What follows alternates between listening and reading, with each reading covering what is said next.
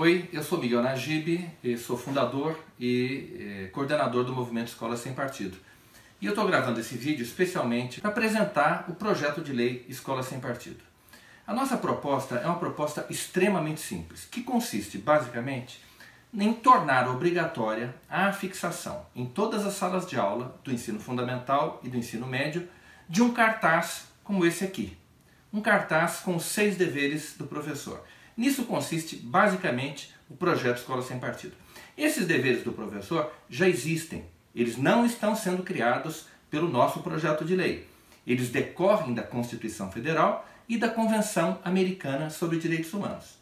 Então, o objetivo do projeto é simplesmente informar o estudante de que ele tem os direitos que correspondem a esses deveres do professor. Repito, deveres que já existem. Nosso projeto não cria para os professores nenhum dever, nenhuma obrigação que já não exista. Ele apenas explicita esses deveres, explicita essas obrigações dentro das salas de aula para que os estudantes conheçam os seus direitos. Então, que deveres são esses que estão sendo explicitados pelo projeto Escola Sem Partido? Vamos lá. O primeiro dever estabelece que o professor não se aproveitará da audiência cativa dos alunos, ou seja, da presença obrigatória dos alunos em sala de aula, para promover os seus próprios interesses, opiniões, concepções ou preferências ideológicas, religiosas, morais, políticas e partidárias. Nós temos que nos lembrar que a presença do estudante em sala de aula é obrigatória. Os estudantes são obrigados a escutar o discurso dos seus professores. Portanto, se o professor puder abusar dessa presença obrigatória para promover as suas próprias preferências políticas e partidárias, por exemplo, é evidente que a liberdade de consciência e de crença dos estudantes, que é um direito assegurado pela Constituição Federal, será violado pela conduta do professor. E isso é uma conduta ilícita. Nós não podemos permitir que isso aconteça em prejuízo da parte mais fraca, que é o estudante. O segundo dever do professor estabelece o seguinte: o professor não favorecerá, nem prejudicará ou constrangerá os alunos em razão de suas convicções políticas, ideológicas, morais ou religiosas, ou da falta delas. Os estudantes têm o direito de ter as suas próprias opiniões, inclusive divergentes das opiniões dos professores, e não podem ser punidos por isso, não podem sofrer nenhum prejuízo pelo fato de pensarem de maneira diferente dos seus professores. Nenhum professor pode punir ou prestigiar ou favorecer indevidamente um estudante apenas em função da coincidência ou não das suas opiniões e preferências político-partidárias ou religiosas ou morais com os alunos. Terceiro dever do professor: não fazer propaganda político-partidária nem incitar seus alunos a participar de manifestações, atos públicos e passeatas. É evidente que um professor não pode usar a sala de aula, aliás, nenhum funcionário público pode usar o ambiente da repartição para fazer propaganda político-partidária. Isto já é ilegal. O que o projeto Escola Sem Partido diz, faz, é explicitar essa situação de ilegalidade para que os estudantes tenham conhecimento disso e possam adotar as providências que lhes parecerem as mais corretas, as mais acertadas, para que este tipo de comportamento não ocorra.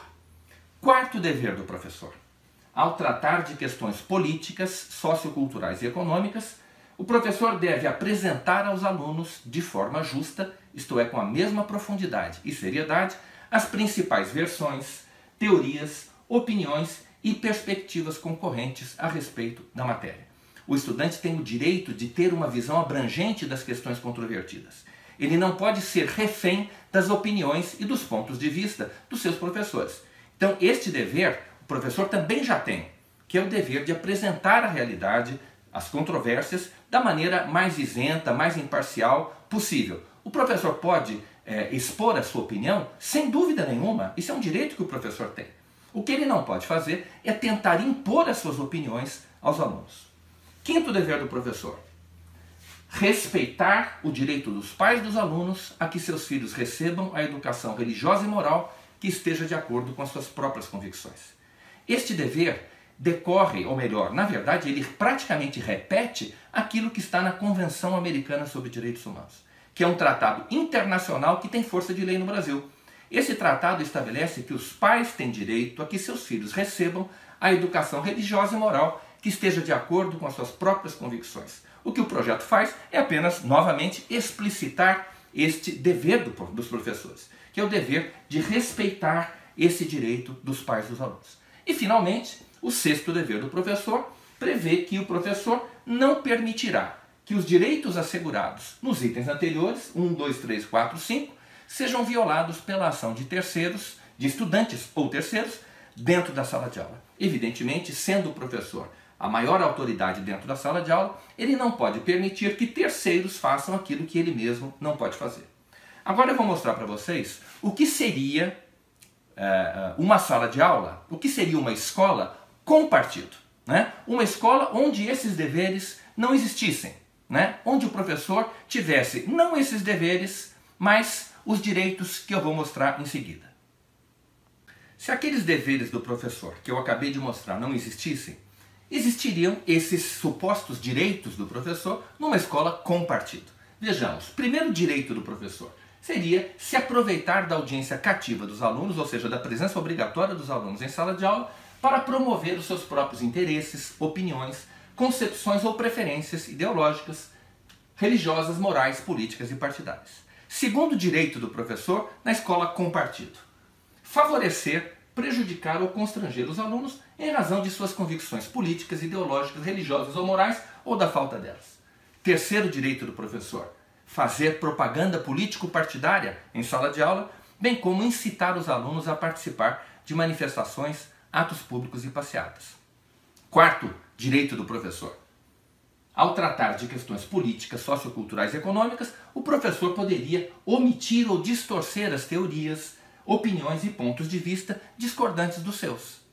Quinto direito do professor na escola com partido: transmitir aos filhos dos outros as suas próprias convicções religiosas e morais. Já pensaram?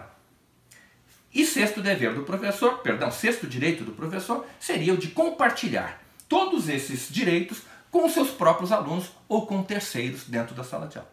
Ou seja, na escola com partido, o professor teria um poder tirânico sobre os seus alunos. E é justamente este poder tirânico que ele não pode ter. E é isso que o projeto Escola Sem Partido pretende inibir. É esse tipo de abuso em prejuízo do estudante, em prejuízo da educação, da família e da democracia.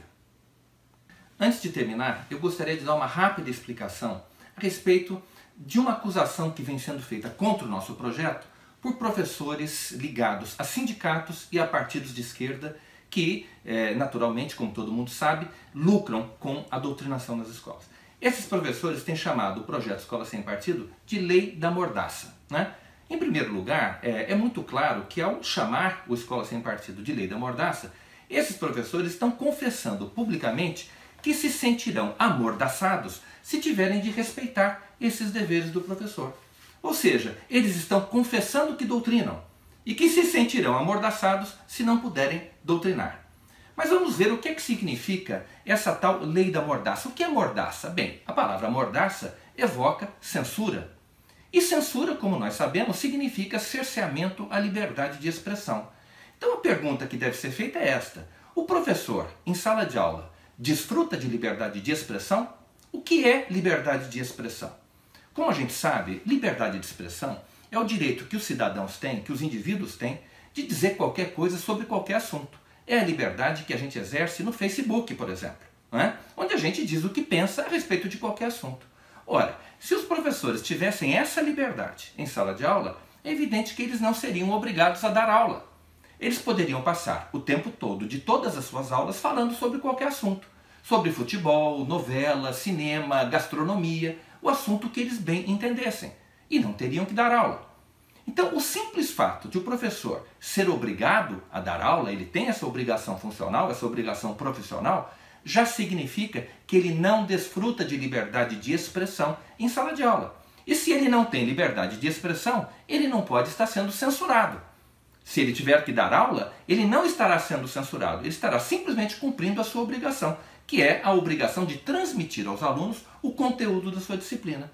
É por isso que a Constituição garante aos professores não a liberdade de expressão, e sim a liberdade de ensinar. Isto é, a liberdade de transmitir aos alunos o conteúdo para o qual ele está profissionalmente habilitado. Assim, um professor de história está profissionalmente habilitado a ensinar história, e assim um professor de português, de matemática, de ciências, e assim vai.